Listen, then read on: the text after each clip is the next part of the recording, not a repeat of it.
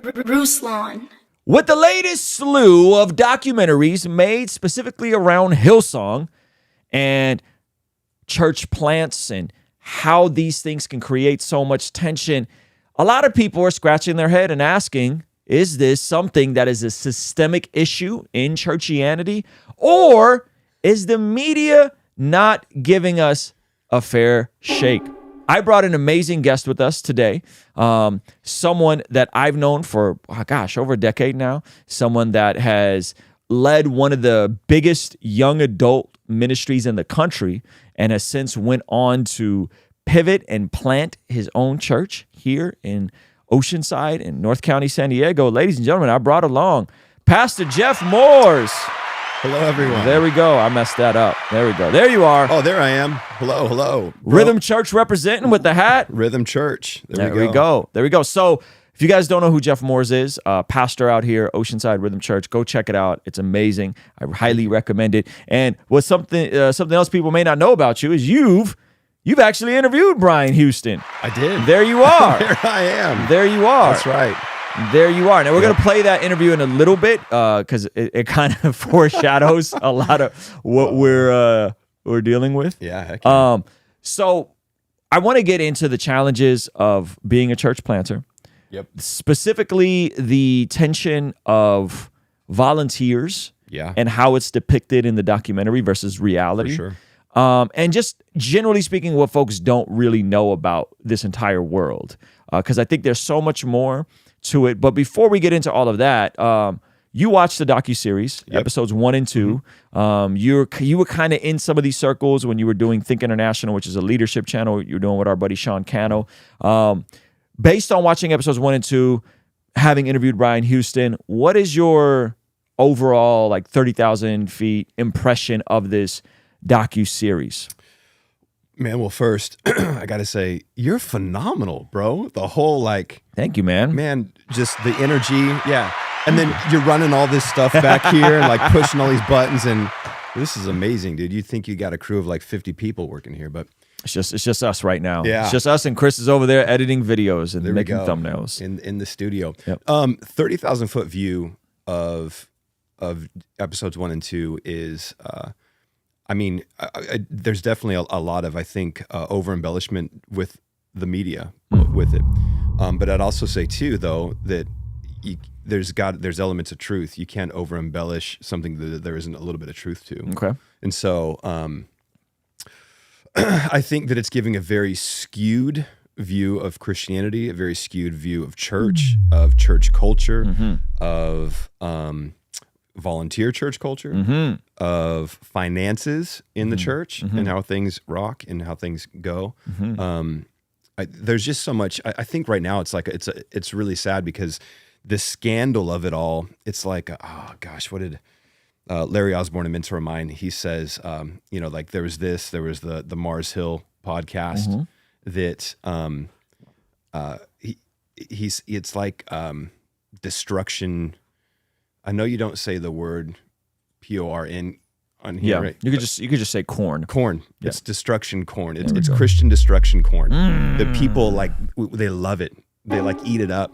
Yeah. And it's that gossip slander side of us that really feeds our flesh to see something beautiful destroyed. And so, but I do think that there were a lot of stuff that unhealthy in that culture that definitely needed to be fixed and changed. And yeah. What aspects of the documentary specifically? Because I've shared my thoughts, but what do you think was not accurate in terms of the docuseries with FX and yeah, I think the fact that who they choose to interview, because they're not choosing to interview the people that their lives are radically impacted, that they stayed out of, the people that stay out of the green rooms and just go to church and volunteer and do their thing and go home, very rarely are any of those people hurt. So you're not getting the people that were radically impacted by the gospel that was preached by the community that was created. So I think when you leave that aspect out, and really, again, I know that everyone out there listening, the behind the scenes of it all is where things get ugly. And I don't think the dining room is beautiful, but the kitchen's a mess. And so I think that when they really just focus on a few individuals. I'm sure there's a ton of individuals that work there, loved it, had a great time, didn't get caught up in all the other stuff, but then they don't talk to them because that doesn't sell. They only talk to the people that were hurt, that wanted to be the pastor, but didn't. You know, like I think there's a person they're talking to that like helped start a location and eventually wanted to be a pastor and all that stuff. But were you gifted to be a pastor? Yeah. You know, could you speak? Could you teach? Could you preach? You know, could you lead a team? You know, maybe it was their mercy just to let you go hang out as opposed to saying, hey, you can't be a part of anything. Yeah. So like there's always those things behind the scenes of like, yeah, I was radically hurt. You know, like I went to school to be a pastor and then they didn't let me teach. They didn't let me preach. Well, because you were horrible at it. Because you're not gifted to do it. But they don't talk about that. You know? Yeah. Is that? Yeah. Sorry. Yeah. You know what I mean? No. You go ahead. You're flowing, man. You're flowing. This is great. Chad, if you're enjoying Jeff, Pastor Jeff Morris, drop a 1 in the chat right now. I think there's some validity to what you're saying. I think the unfortunate part is the way other elements were backdoored that weren't an indictment on Hillsong or Carl Lentz. They were an indictment on Christianity. Yeah. The fact that we're not affirming was an issue. Yep. Clearly it was an issue to them. The fact that we weren't pro-choice was an issue for them. It was, As if these things are exclusively political. They're not. This is what the scriptures say. Yep. Right? And so I think there was something to the bait and switch. Sure. And ironically enough, my buddy John McCrae did a great video on it. And you guys should go watch this video. And he said, they hit us with the bait and switch. In the same way they pointed out that Hillsong did the bait and switch of not being clear that they what they were against and just talking about what they were for, right? And being ambiguous on the LGBTQ thing. In the same way, the creators of the documentary also hit us with a bait and switch of like how this thing was going to look and then backdooring all these other ideas and ideologies in it. And it was like, whoa, wait a minute. Like, we're not talking about, whether or not the church needs to be for these rights or these things and all these other things get backdoored. And he's like, you guys hit us with the same bait and switch you're pointing out that Hillsong did, right? How do you feel about that as a pastor specifically? Clearly, you don't want to be on a pulpit railing against all the sins and being specific. However, it's also not, I would say, not fair to the LGTB folks that are showing up and they're like, well, Carl told me he didn't have an issue with me and my boyfriend. And I went on this show, and I'm talking about the choir person. Exactly. And then Brian Houston seemingly blindsides them and drops this entire, we've never had, I can't do the accent. I'm Brian Houston. We've never had an LGBTQ choir director. And so, like, that's not fair to them. Right. No, you know, if you're going and it's like, we're welcome home and come as you are and all these things. And then the top guy is like, exactly. We've never done that. You know? So the bait and switch, I think right now more than ever before, clarity is key. Yes. Like you have to be clear on where you believe. I know that there's certain pastors that pastor in New York City that at their welcome dessert or whatever you want to call it, they're like, get to know you and get to know our church class or, culture class. They go, hey, there's 2 main issues that you guys need to know where we stand on. One is the LGBT community. And then the other is women in leadership. And they just map out scripturally why they believe that. And then they move on. So that way people coming to their church, and whenever we at our church, people come up and they say, hey, I'm curious, I came, a woman, she goes, I brought my wife with me. Are we welcome here? I go, 100% you're welcome here. But just so you know, this is what we believe. We believe the scripture teaches marriages between a man and a woman. Just kind of went real clear with her and said, so, if this isn't your place, totally understand, but you guys are welcome to attend for sure. And if you want to get into leadership things, then it becomes a different issue. But hold on, I want to say one more thing. Yeah, go ahead. Sorry, bro. No, you're good. Is that Scripture teaches that we are to hate what is evil and cling to what is good. Come on. Right? And there's a real danger because for a long time, the church was known for what we stood against, what we protested, what we picketed, so on and so forth. So there was that pendulum swing, and that swing were kind of like Carl and Hillsong New York and the real grace movement went to is like people are going to know what we stand for. That's great, but Bible teaches, right? Hate what is evil, cling to what is good. Come on. So it's simultaneously, people need to know what we stand for, but they do need to know what we stand against. Yeah, that's good. I had a conversation with my therapist about that, and he said, you understand that in order to truly love something, you have to hate the antithesis of it. And I was like, what do you mean? And he's like, if you love babies, you have to hate the deletion of babies. Yeah. If you love women, you have to protect women. You have to hate people that Exactly, abuse women. And I was like, whoa, like that's so interesting, because you never think of the inverse of love is often hate for the thing that causes hurt to the thing you love, right? And so that is so good, man. And I think, yeah, we get off railed with that, and I think we get startled. And I would say that those guys were doing a good job. Like, if I'm fully honest, like I think Lentz was doing a good job in engaging millennials and engaging people that were hyper skeptical and cynical of faith. Yep. And in that, though, he seemingly lost himself, unfortunately, and he seemingly didn't get through a lot of the issues that he needed to get through in terms of just being a healthy, whole human, you know? And that part, I was like, man, like you think about like the potential he had. And the flip side is you also think about, was that inevitable? Based on what we discovered top down from the culture and, you know, all the stuff that there's been dealing with. And of course, Brian Houston came out and has denied all of it. And he's just like, this is all not true. He's just taking his, you know, and I'm like, man, like at some point, like, bud, you caught a DUI in California. Like your own board made you step down. You know, like you got to take some inventory of this, you know? And he did an Instagram live and just basically denied all of it. Shout out to Jeremy Owen for the super chat. He said, someone needs to make a positive Christian culture documentary. I'm sure we'll get around to it, Jeremy. Stay tuned, my guy. I think we will. I think there's an entire aspect to this where it really does seem like there's an axe to grind, you know? And so before we get into volunteers, I wanted to play your interview with Brian Houston. You guys ready for this? So here's Pastor Jeff interviewing Brian Houston. Let's go. From a couple, what is this, 9 years ago? 9 years ago. All right, here we go. Let's I'm gonna play this a little fast so we can get through it, and let's listen up. When Bobby and I started at our church, because people say, how did you build a strong church culture? And I thought, well, how did I? And I thought, I never really tried to build a church culture. We just had to be. Like in those days, there was no one else to sweep the floor after the service in the little school hall. I had to do it myself. And so we just, think, just be who we needed to be to build a church. And obviously, as life goes on, functions change and roles, and you've got a lot more people around you and so on, but you can never ever stop being the culture that you intend. If you're a faith-filled person, if you're a fun-loving person, if you're a passionate person about other people, then you'll tend to, that's the world you're going to live in.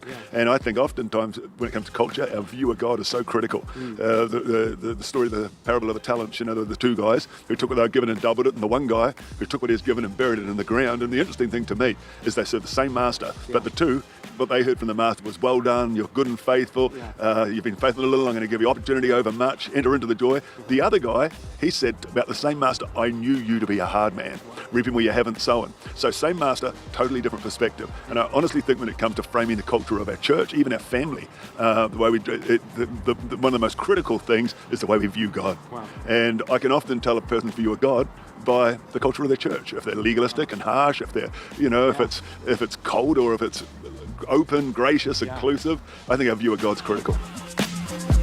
All right. So how do you think of that moment in hindsight? That was 9 years ago, right? And what do you make of that now? This is 2014, 2014. 2013 or 14. By the way, Sean Cannell is the one who... Shout out to Sean Cannell. He was the one videoing that day. And we're going to come back to Sean Cannell. Yeah, let's do it. Because that's important when we talk about volunteer. Yeah. So what do you, like, having seen a documentary, clearly he's innocent, so proven guilty. Sure. So these are all alleged things. But what do you think of that in hindsight of kind of everything that's unfolded with his church culture? With his church culture. First off, at that point, from everything that I'd heard from Brian Houston, he was a leadership guru. Mm-hmm. He was, man, when it came to teaching on leadership, when you looked from the outside at Hillsong, the leadership culture they had, it seemed like it was amazing. I mean, they were producing high quality leaders left and right. But when he talks about you beat the culture, Your impression is much better than mine. Yes, thank you.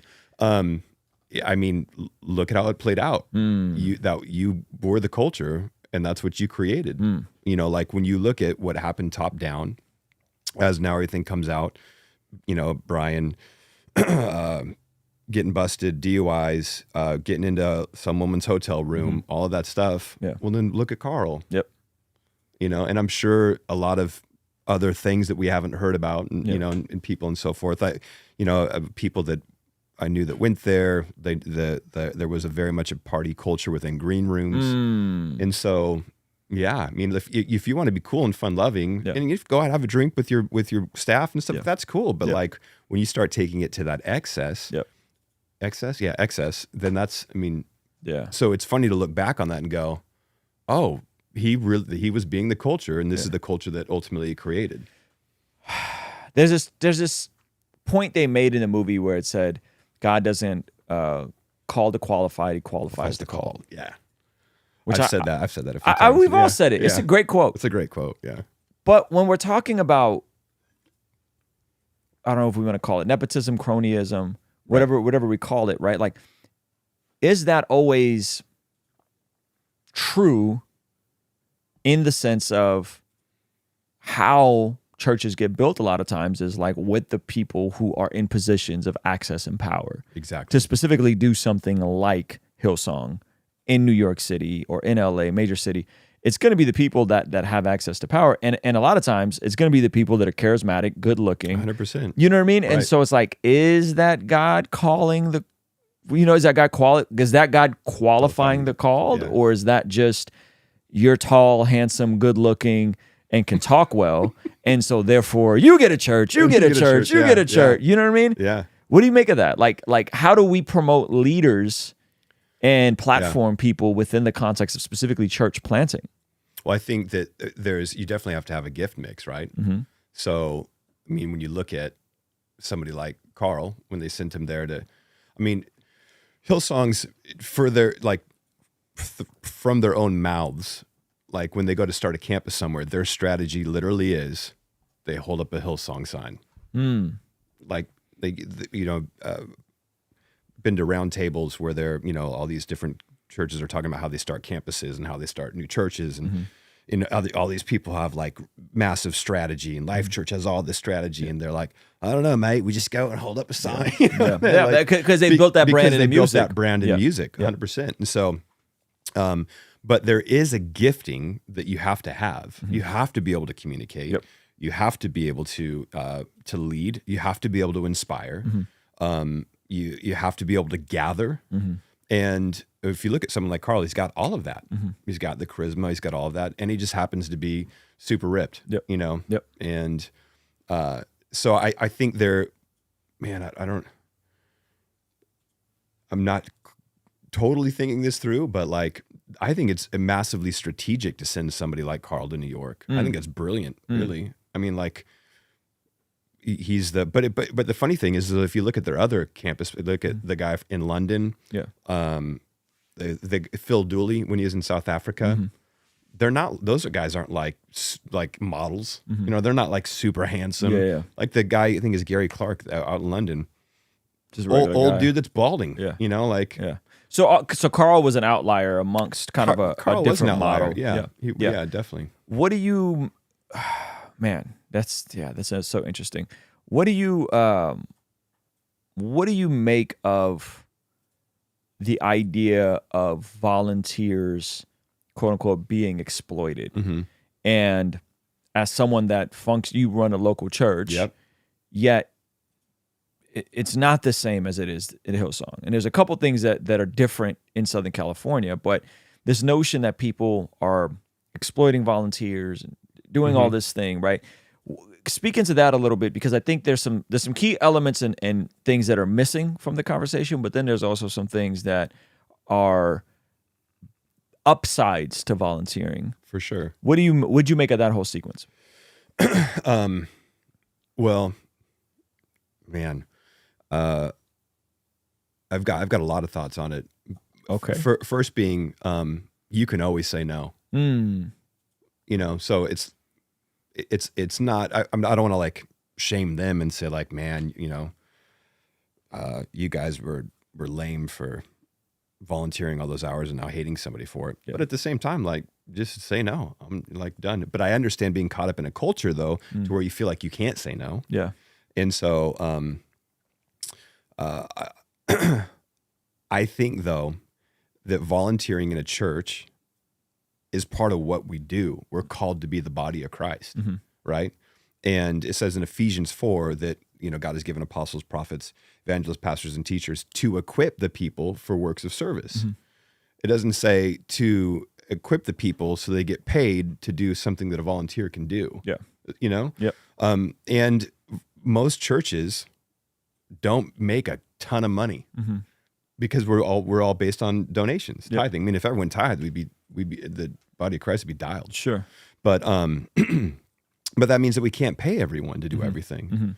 And, you know, many hands make light work. And so the more people that are stepping in to like help in children's ministry, to help, you know, host and greet and serve and all over the place and worship and so on and so forth, it's great. Like it's what we're called to do as the body of Christ. And like when you think about it, there's so many other organizations out there that run off volunteers too. Hello. But they're not bagging on them. You know, like how about the person that just put in so many, you know, hours at the food bank and like is suffering because, you know, like they're taking food from the food bank because they have to, because they don't got a real job that's paying them. But like, no one's like, man, that food bank, they're just exploiting, you know, they're exploiting the hungry like crazy, you know? So I think on that end that I think that there can be a bad culture of volunteerism that says, you're here all the time, you do everything, and if you're not, then in some way, shape, or form, you're cast out from like the in crowd. Was it true that they had volunteers as personal assistants, though? I don't know, true or not, but I do know that. I mean, they had people that would volunteer to drive them places, do stuff like that. That's a little weird. It is a little weird. It is 100%. You don't have a personal assistant volunteer. No. Yeah. But if somebody, but honestly, but I would say though, like if somebody volunteered and said, "Hey, man, I'd love to pick you up and drive you to church and then drive you home," or I'd be down, because that's more time that I get to think about the message. That's more time. Like I used to be like real. I joke around a little bit about it sometimes. You know, like if I was, you know, like riding to church with somebody, I'd be like, I got my personal driver, you know, because all those, you know, big name pastors that do that stuff, I think it's pretty stupid. But the amount of work that you can get done though, if people are driving you from place to place, is amazing. Like, I mean, you could just Uber though. You could Uber. You could Uber, I guess.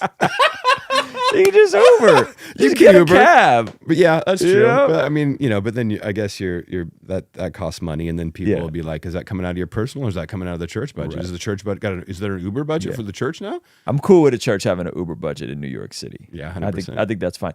There's an interesting dynamic that wasn't pointed out, which is so obvious when we were talking to one of our friends who pastors in New York City. Yeah, and he pointed out that it's very difficult to get a building in New York City. 100%. And they're renting out Irving Plaza. Yeah. Renting out Irving Plaza, which is in the heart of Manhattan, super expensive. It's pricey. Iconic venue. I mean, it wouldn't surprise me if they were spending 50 to 100 grand a week on that venue. Oh, easy. I think that's what they were spending in London. Yeah. For the theater they get there. And so renting out one of those theaters in the heart of New York City isn't cheap, on top of which you then have to set all that stuff up. Right. You got to set all that stuff up. And I remember going to Hillsong, New York City, and it wasn't like over the top production. Like it was fairly straightforward, you know. I don't even know if they had an LED screen on the stage, you know. Not at the beginning. Yeah, like it was pretty simple. Yeah. Believe it or not. And so I think omitting that detail, that like you're in a major city, it's impossible to get a venue there. You know what I mean? And then you people keep showing up. So what do? You just start turning people away? Yeah, you've got a large church. You're running multiple services. You are the amount of money it costs. You have a church that's mainly tons of new believers, tons of millennials, young millennials who probably aren't giving. Yep.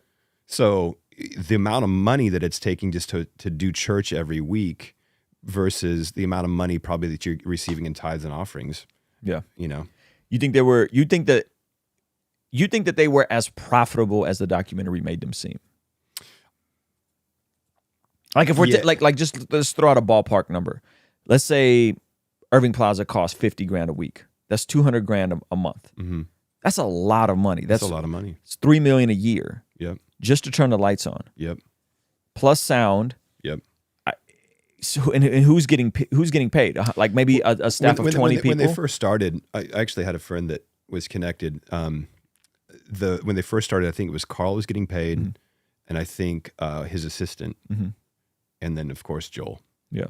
But So you're talking about a staff of 3 people initially. Staff of 3 people initially. Then you have your children's person, you have all that stuff, and then they grow so rapidly. Yep. It is a church plant. Yeah. It is a church plant. Yeah. And so I think omitting some of those variables and just assuming that like everything was getting cash flowed and they were right.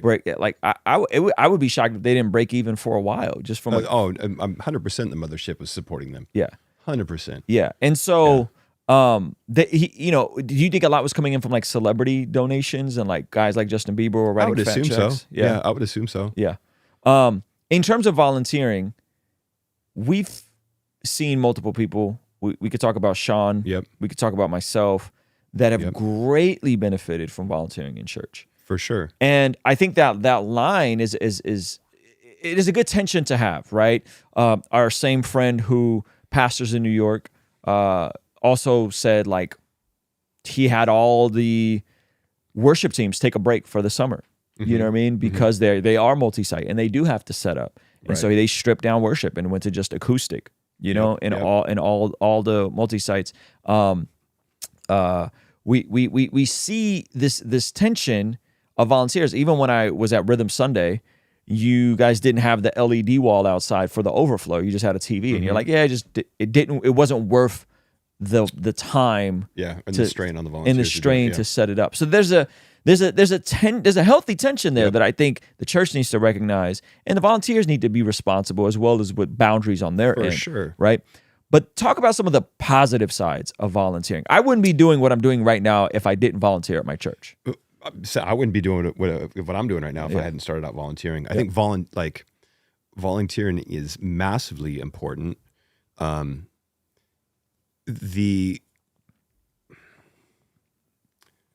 So the amount. Here's what volunteering does for you. Again, my mind's just bouncing around with all the different things, but volunteering, one, it allows you to contribute to the kingdom. You're working in the kingdom, which, by the way, the side note, this is really sad. Post-COVID, volunteerism in the church is down. Like, I think by like 60%. Wow. Like, there's some churches that I could name right now that had a base of like 14,000 volunteers that now have a base of 2,500 volunteers. Oof. Still the same amount of campuses, all that stuff. Yeah. People just didn't want to come back and give their time anymore. But volunteering, not only does it allow you to help build the kingdom, it gives you community. When you're in the church, when you're like going the same way, the same mission, the same thing with people. Yeah. You're rubbing shoulders, especially for men. I think volunteering for men is like, we were built to work. Yeah. We're built to move and do things. Yep. And when we get to do that with other men, with other men of God, man, the conversations that take place, everything. So but then it also allows people to develop skills that you might have to pay for other places. Hello. So, for instance, Sean Cannell. Yep. Now, Think Media, all the stuff that he runs. It started because I was like, I want to do video announcements. Yeah. It's like in 2003. Yeah, dude. Yeah, 2003, 2004. Like recording on like this little thing, the little DVR tapes, and putting in the thing and the VHS and how it all worked. Yep. But it was it was us giving him a tool that he couldn't afford himself. We bought a camera, which was a lot of money. A lot of money back then. We bought. This is probably illegal, but we bought a student edition of Adobe. And we probably shouldn't have used it for church. But it was youth ministry in the early 2000s. We were just doing whatever we're doing, right? So, but we gave him editing software, which he wouldn't have gotten on his own, on a computer, which he may have had a computer, right? But we got all that stuff in there dialed. And then fast forward to today, he put in tons of time, tons of late nights, but he learned and he got skilled. And he, same thing for me. I volunteered. I was doing youth ministry. Yep. I was getting paid $150 a month. Yeah. I wasn't full time until our youth ministry hit 150. Yep. 150 people on a regular, like on a weekly basis. Wow. And then from there, but man, it got me scrappy. Yeah.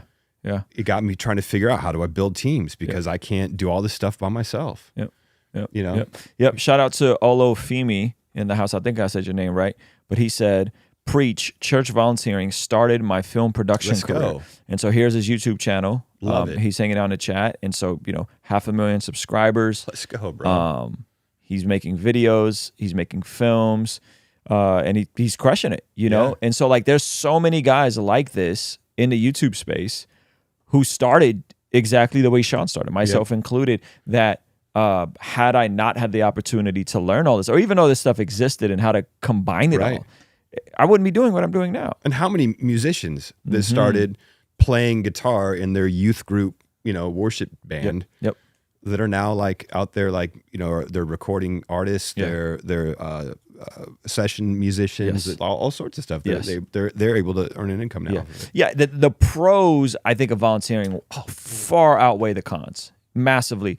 I think do you know how many like wedding volunteer coordinators and how many like party planners and all that stuff got their start doing events in church? Yeah, it's good. Volunteering for events. Graphic designers, clothing lines. Yeah.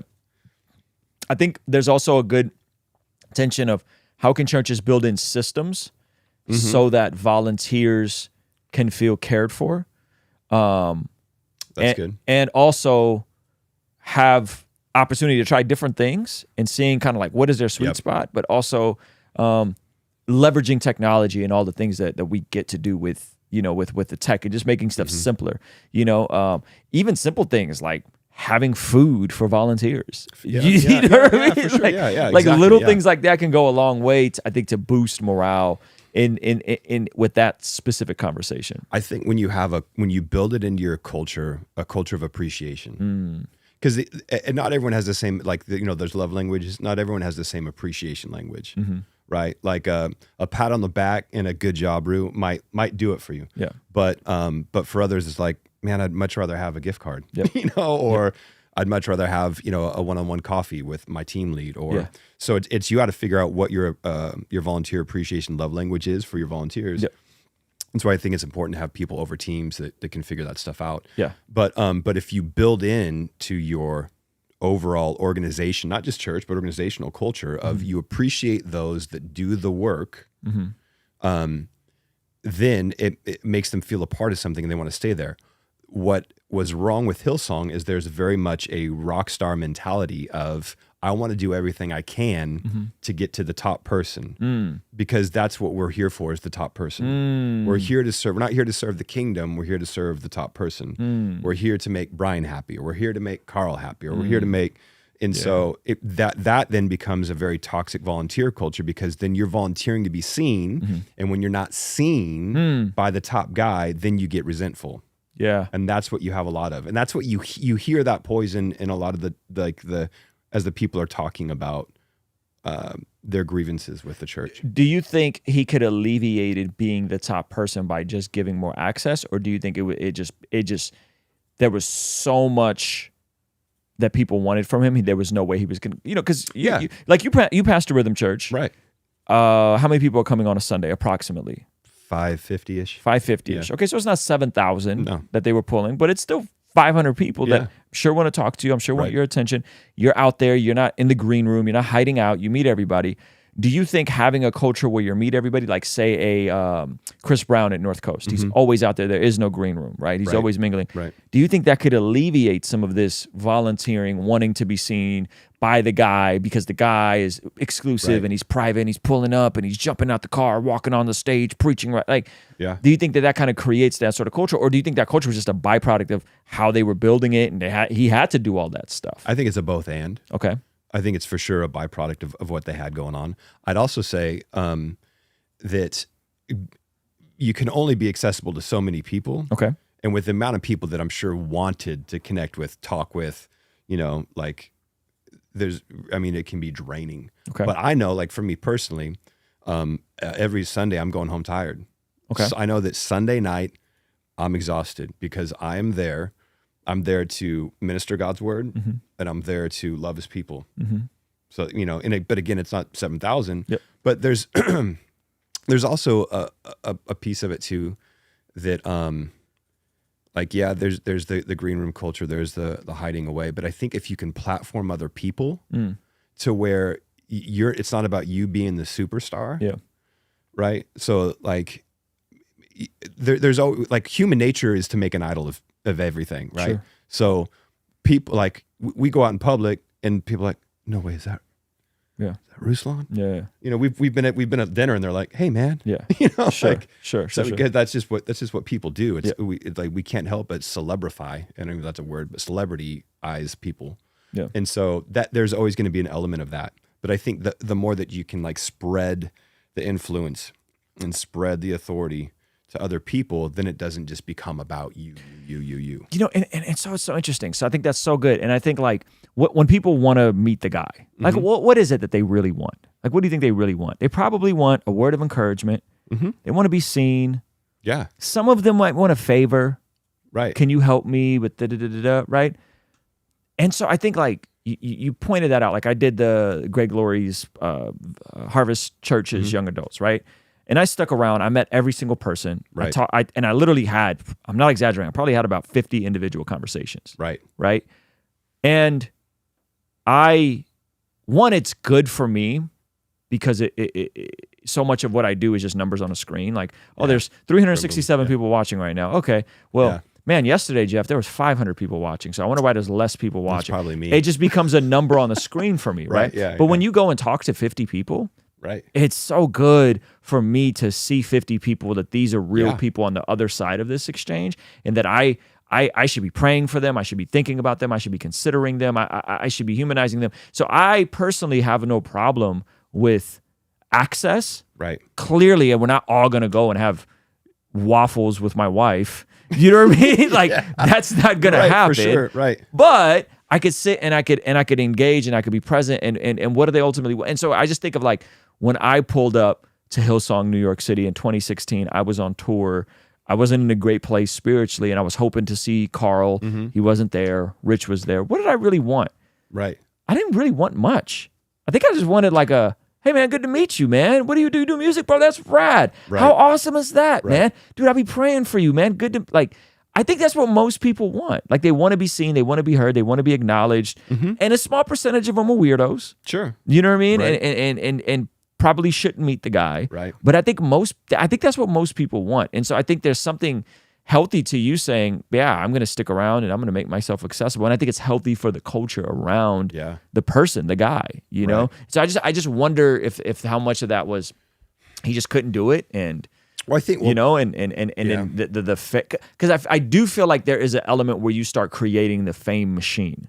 You know what I mean? And you start playing into some of that. Yeah. Well, because it feels good. Yeah. Like, I mean, it feels really good. I'm not going to be out there with the commoners. I'm going to be in the green room the green doing room. important and, things. And it's in everyone wants to know me and be, you know, like, and there are the weirdos that are going to come up and be like, hey, here's my issue with my grandma, and can you pray for that? And you're like, man, there's other stuff to do or whatnot. But then there's this now, because of the celebrity culture we live in, some people just want a picture with you, which is weird. Yeah. I'm cool with that too. We could take a picture. Exactly. I mean, that's fine. But the thing is like, James talks about Elijah was a man just like you and me. Yeah.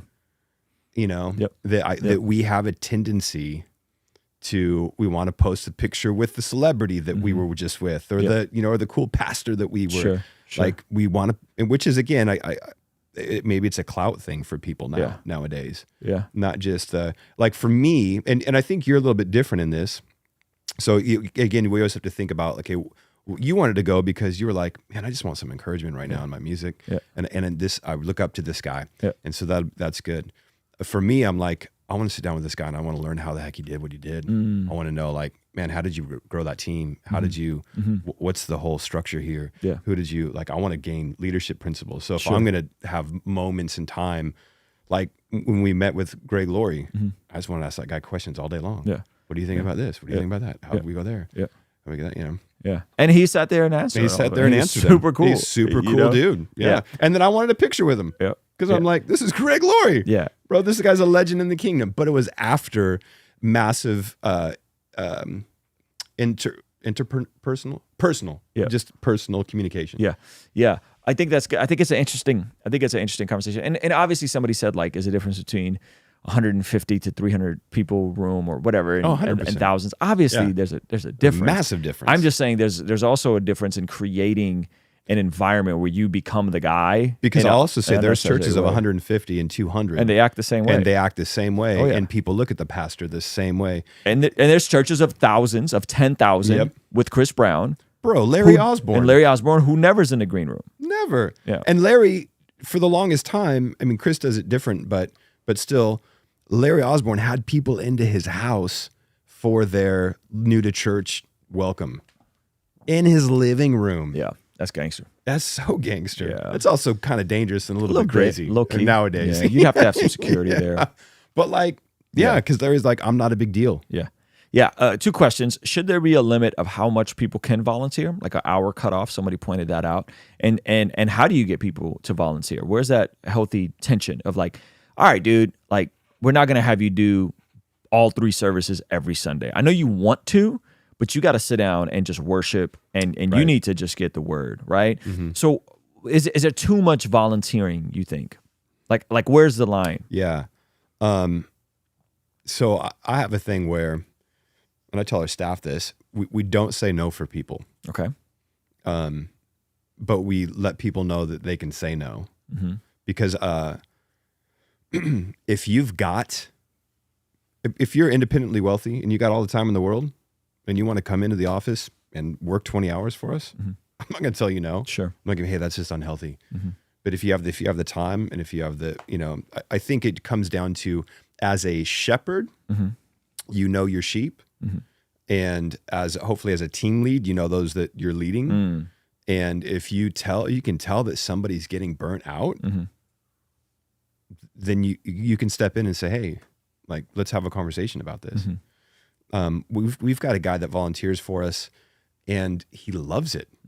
He's there all the time, and he does a lot of stuff that like a lot of people don't like to do. Like a lot of like the hard, kind of almost like labor things. But he's all about it because he's just wired that way. Yeah. He's built that way. And if I was to step in and say like, nah, man, I don't think you should.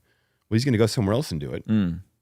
Or he's going to feel a little bit rejected that, man, you don't want to utilize what I have to offer. How much is he working? Like, what is he doing?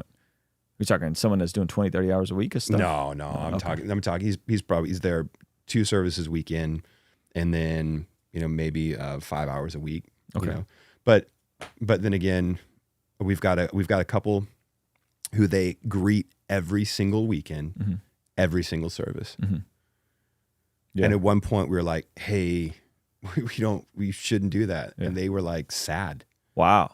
They're like, this is the highlight of our week. Oh my goodness. Yeah. Like this is Bless like, them. it's like a date day for us. They bless love them. it. That's so cool. And so I'm like, okay, then Yeah. wave at people at the door. do you think it would be different though if you guys were pulling up to the House of Blues every Sunday? So Setting up set up and sound, tear down lights, culture. Yeah. You know what I yeah. mean? Like, do you think that would be different? Yeah, no, at that point, so this comes into the other question about getting volunteers, right? So at that point, like you need to have team A and team B and probably team C. Yeah. Like if you're doing that, even in our children's ministry, we have that, like people don't volunteer every week. In our worship ministry, people don't volunteer, especially in our worship ministry, they don't volunteer every week because it's intensive. We're doing 4 services, right?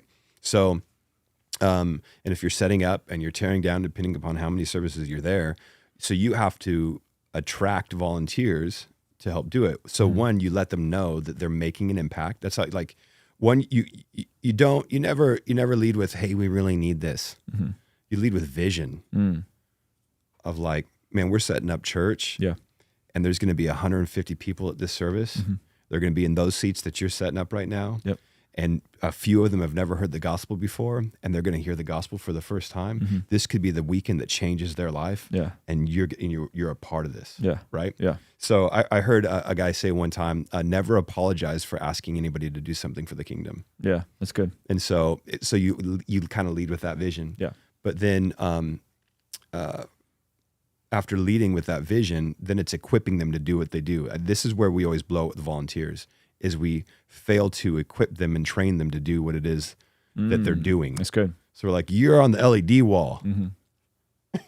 And then he's over there fumbling with the LED wall, and then it doesn't work right that weekend, and then the tech guy gets chewed out, and then does that make sense? So like being like leading with vision and then equipping them to do it, and then appreciating them afterwards. Yeah.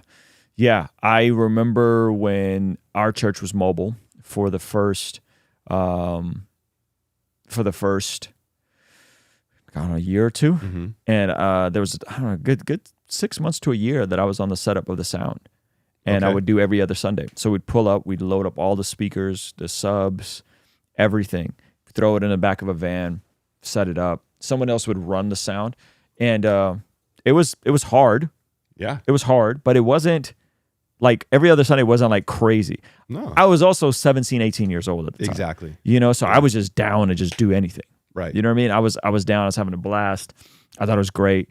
I thought it was good. Shout out to Sean Cano in the house. Yeah. Our very own. We were talking about you earlier, Bud, and how important volunteering was. Shout out to, so there's some good things coming in. Okay, so here's a good question. You can riff on this. I'll riff on this from a very simple standpoint. He says, why is there not a desire to return to the original ecclesia, meeting house to house? I have my own opinion, but would like to hear your perspective.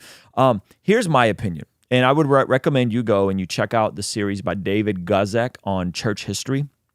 This idea of the church only needs to be house to house is nowhere in church history. Right.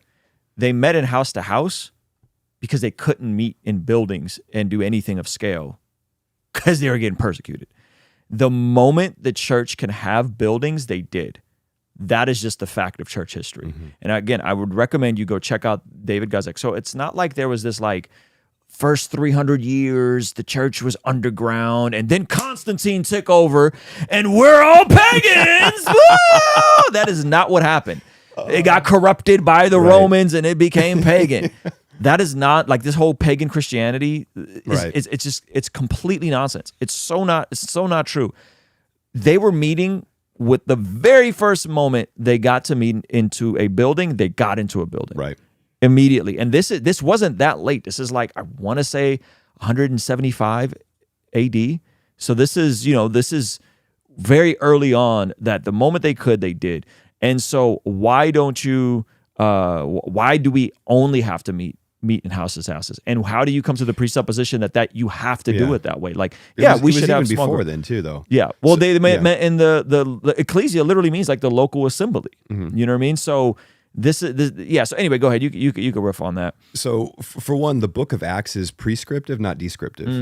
No, sorry, it's descriptive, not prescriptive. Yeah. Sorry, flip that.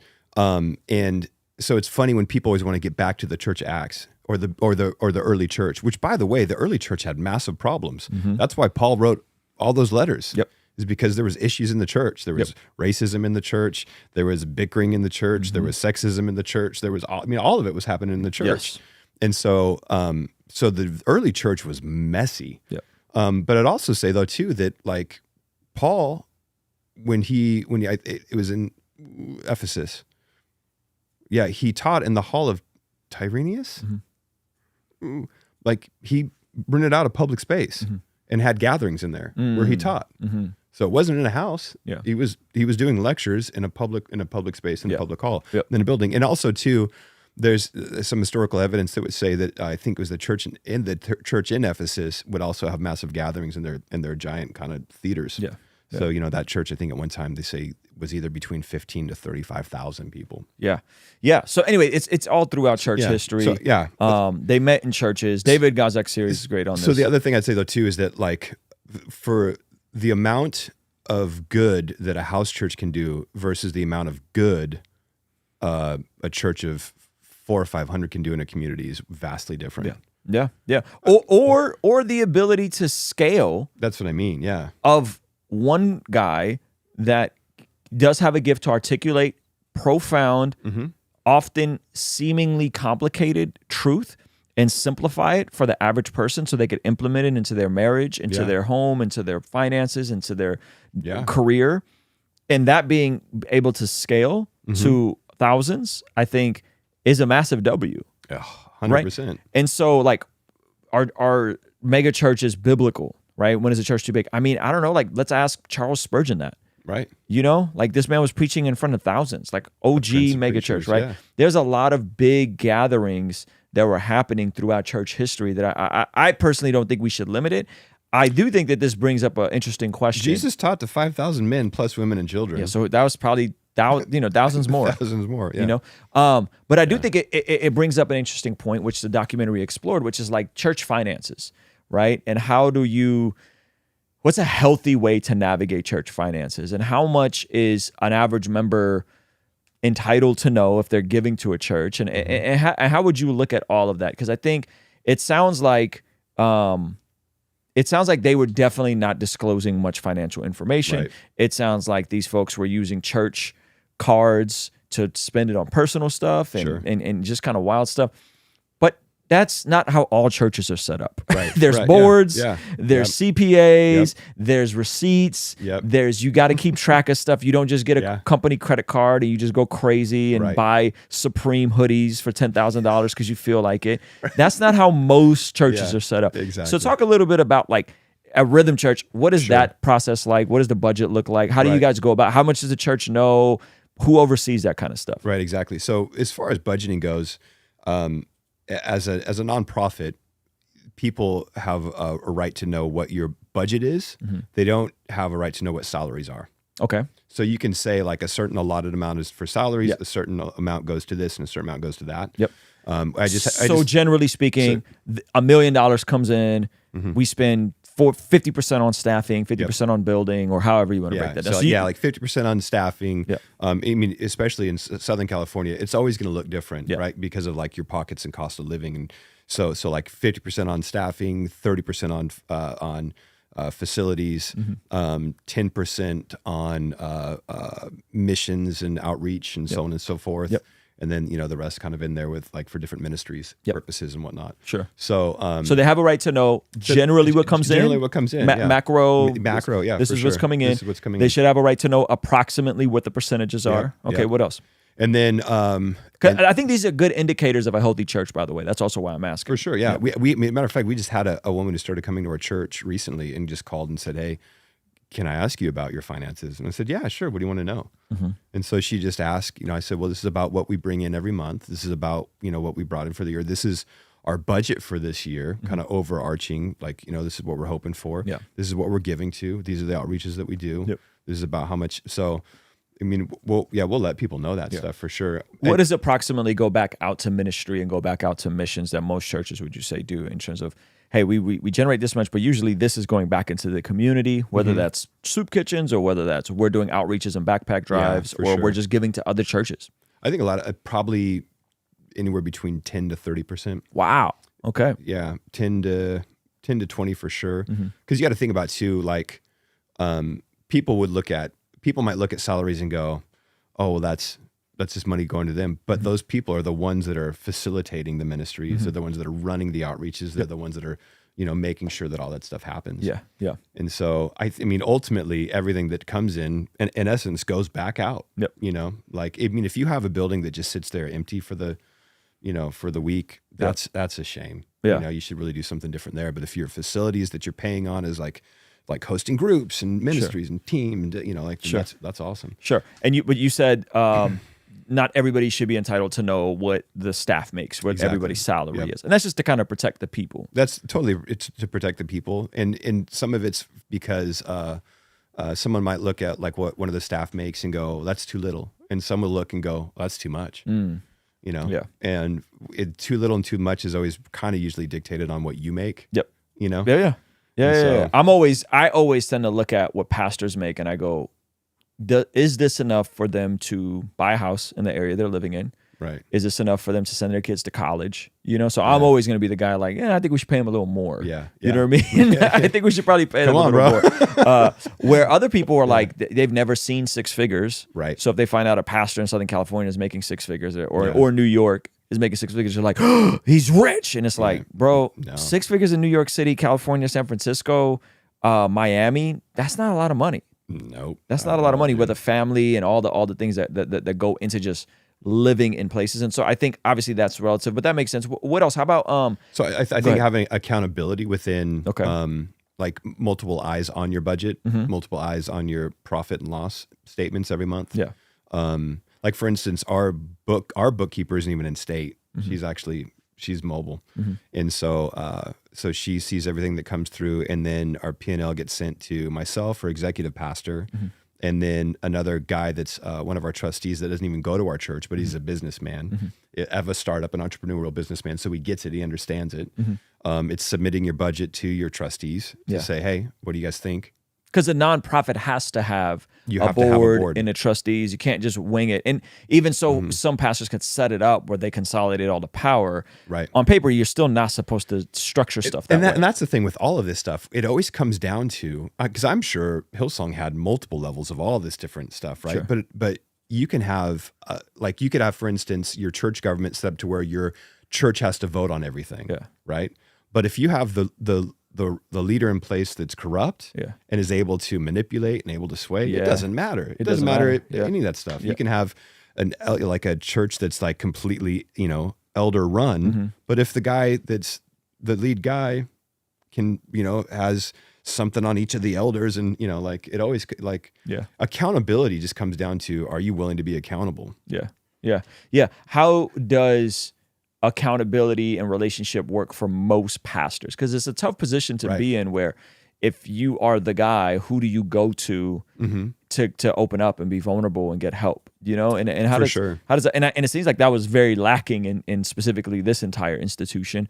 How would you say the average church is dealing with keeping leaders healthy and keeping guys anchored? I don't know if there's an average church kind of in this deal. I think that church governments are kind of all over the place, as far as some that are elder ran, some that are staff ran, elder supported or advisory board supported, so on and so forth. Again, it just comes down to how transparent are you willing to be, and how careful do you want to be. So like, for instance, myself, because the crazy thing is, we can get fired for what most people, no one blinks an eye at. If you get a DUI, you're still doing this channel. But if I get a DUI, then I'm like, pushed aside for a while, having to do, all sorts of stuff. But I think that, like, so for me personally, I have pastors in my life that are mentor pastors and friends. That's good. So for instance, my wife and I got into a very heated fellowship the other night. Fellowship means argument? Yeah. It was heated. And like, man, it was a bummer because it started off so sweet. It was such a sweet conversation, and it just flipped, and the enemy got in there, and all of a sudden, like, we're not yelling at each other, but we're saying things. Yeah. And I said something. I thought pastors never argue. Oh, well, I'm not a pastor. No, I am. But so it got to the point to where I said something that basically just shut the whole conversation down. And at that moment, I was like, "You're an idiot." So my wife got up and left. I texted a friend of mine, a pastor friend, who's in the area. So it's not like it's some guy across the country. It's a guy that, and I just said, "Hey man, my wife and I just got into it. I said something I shouldn't have said. Just be praying for us. Let's talk." The next day, he FaceTimes me. "How you doing? How'd it go? How did it end up? What'd you say? What's the deal? Praying for you." He goes, "What's that one thing you're going to do today?" I'm like, "Man, I'm going to tell her I'm sorry." He goes, "No, bro, you're going to go get her flowers." Hello. It's like, that's that one thing. So it's do you have those people in your life that you can go, "Hey man, I'm really struggling with lust right now. Be praying for me. Check up on me." "Hey man," like another pastor friend of mine said, "Hey man, I'm actually really struggling, wanting to look at porn, so on and so forth." And I said, "Okay, well, I'm going to text you and check up on you. What's like a code word that I can use so that, like, if you're in a meeting, it doesn't come up like, 'Hey man, you're not looking at porn, are you?" But like, but what's the code word? And I said, so I'd text him, "Hey man, how's that such and such going?" Yeah. That's good. And most guys aren't intentionally looking to usurp accountability to authority in their life, right? Like, and that's, again, that's why I think some of this stuff is so disingenuous in the way it's framed. Is it's framed as everyone is a Brian Houston and a Carl Lentz. And the reality is that though they're actually the outliers. It's Right. just when something bad happens, it gets amplified and blown up because it's good media. For sure. It's Yeah. interesting stories. People love watching car wrecks. They do. You know what I mean? Yeah. People like Bro, watching yeah. this stuff. And so it's like, but that is not the average. There's a lot of guys that are gonna lead faithful ministries Yep.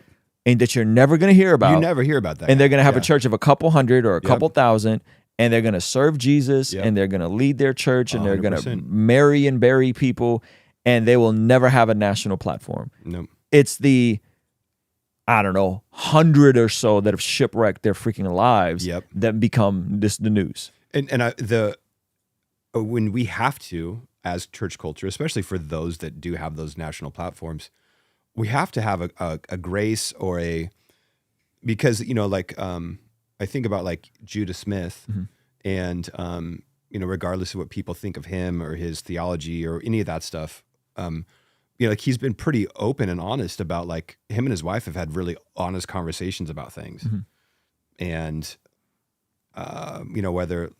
I mean, I won't get into it, but like, it's on podcasts. You can listen to all that stuff. Sure. And they got flayed for it.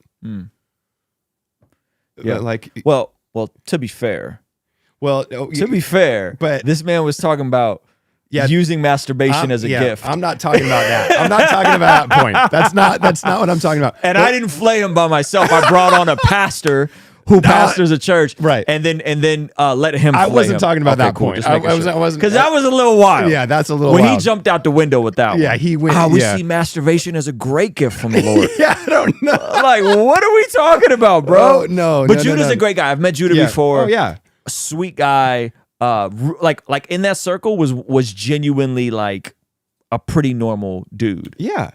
And that's the thing. I think where he was honest about how he would say, like, I find this woman attractive. I like the attention she's giving me. He would tell his wife that, and he said that stuff publicly. Yeah. And people are like, oh, what the heck, man? Should you? I mean, where at least he's being public and open with it. Yeah. I mean, he's not leaning into it. He's not giving into it. And the reason why he's not leaning into it and giving into it is because he's brought it to the light. At least I'm hoping he's not, right? Yeah. Because sin dwells in darkness. That's and good. So all it takes is Carl one time going like, man, if anyone finds out about this, man, how many lives is that going to shipwreck here in New York? Yeah. I got to keep that quiet. And Yeah. then sin festers. Yeah. And it festers. Yep. And all of a sudden you're driving over to some chick's house at midnight, doing tequila shots with her. Yeah. And then hooking up. Yeah. Yuck. Ah, man. We're gonna go to some of your guys' questions. Here's what I think, and you tell me what you think about this. I think that there's a certain element that gets communicated to attract that type of attention from women. Right? Okay. Yeah. Like, I've been a very public figure for a number of years. I've maybe gotten 2 sus DMs from girls. Okay. This is not stuff that I find this girl attractive and I like the attention she's giving me is never a thought that's ever crossed my mind. Okay. And maybe I'm just not a good looking guy. Like maybe it's just not me. But I think there's something deeper to it. I do think that there are certain guys that put out kind of like Christian hoe energy. Yeah. You know what I mean? Yeah. And then they get it.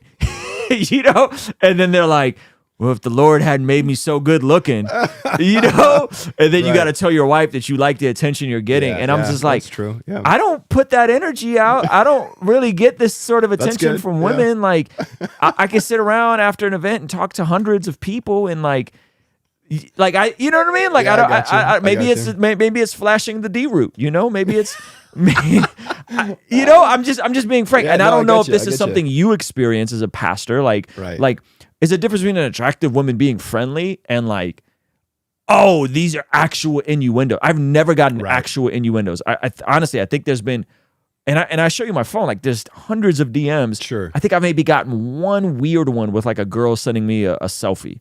Okay. And I was just like, this is weird. That's weird. Yeah. Delete, But help me think through this, because the guys that say like, I'm getting all this attention, I'm like, well, are you putting out Are you communicating anything that would gravitate their sort of attention where stuff gets flirty? Because I think the flip side to this is like men just don't interact with women at all. Right. That's also weird. That's weird. You know what I mean? Because I think there's a lot of value that women could have and perspective that women could have. So I don't know. What do you think? So I think, which it's interesting. I've known a lot of pastors who are not attractive, who get a lot of, they get weird notes from women. They get like, even stalkers and stuff, because again, it comes back to that thing of people are attracted to a platform, right? And I might challenge you a little bit and say that if you were on a platform more, out in the public square more, out in that thing, you would probably get more personal interaction, right? Yeah. Because if there's 50 people every week I'm talking to, 100 people every week I'm talking to, that just increases the odds of that potentially happening. So I think that's part of it. So whether they're putting out an energy or not, but I do think though in a weak moment that the energy that they're throwing towards you, especially if things are rough at home, that's wow. You think I'm? You think I'm something? You think I'm something? Yep. Man. Yep. Okay. Yep. So I would say that, but I think it's important though to set up those boundaries, right? For I bring my wife on stage with me every week. Yeah. And she says something, and because you're not putting out Christian Ho energy. I'm trying. I'm not. I didn't major in that, so I majored in theology, not Christian Ho energy.